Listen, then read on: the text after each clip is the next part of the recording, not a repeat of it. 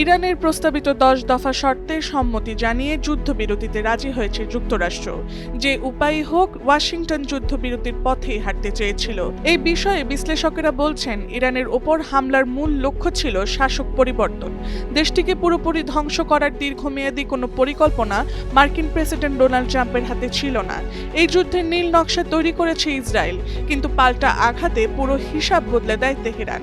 ট্রাম্পের হুঁশিয়ারিকে তোয়াক্কা না করে একের পর এক হামলা চালিয়ে যায় ইরান। শেষ পর্যন্ত চাপের মুখে পড়ে ট্রাম্পকে শান্তি চুক্তির শর্ত মানতে হয়েছে।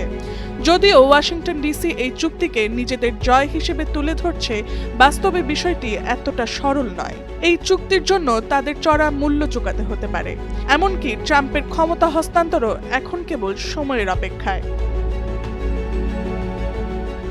ডোনাল্ড ট্রাম্প দাবি করেছেন, যুক্তরাষ্ট্র তার সামরিক লক্ষ্য পূরণ করেছে।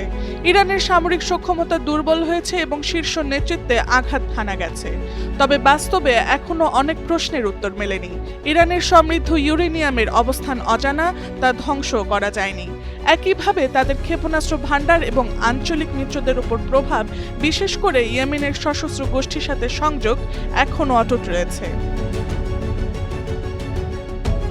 এই চুক্তি ট্রাম্পকে তাৎক্ষণিকভাবে একটি কঠিন সিদ্ধান্ত থেকে বেরিয়ে আসার সুযোগ দিলেও এটি স্থায়ী সমাধান নয়। তার সামনে ছিল দুটি পথ: পূর্ণমাত্রার হামলা চালানো অথবা কৌশলগতভাবে পিছু হটা। তিনি দ্বিতীয় পথ বেছে নিয়েছেন। এতে আপাতত চাপ কিছুটা কমলেও দীর্ঘমেয়াদে এর প্রভাব কী হবে তা এখনও অনিশ্চিত। আগামী 2 সপ্তাহ যুক্তরাষ্ট্র ও ইরানের মধ্যে আলোচনা চলবে। স্থায়ী সমাধানের পথ খোঁজা হবে। যদিও সংশ্লিষ্টরা মনে করছেন সেই পথ মোটেও সহজ হবে না। তবে যুদ্ধবিরতির পর তেলের দাম $100 নিচে নেমে আসা এবং মার্কিন শেয়ার বাজারে ইতিবাচক প্রবণতা কিছুটা আশার ইঙ্গিত দিচ্ছে।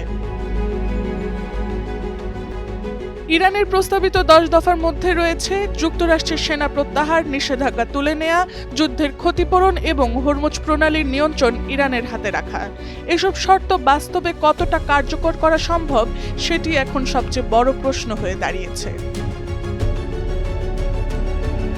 সার্বিকভাবে এটি ট্রাম্পের জন্য সীমিত রাজনৈতিক জয় হতে পারে। তবে এটি কোনো চূড়ান্ত সমাধান নয়, বরং এটি সাময়িক বিরতি।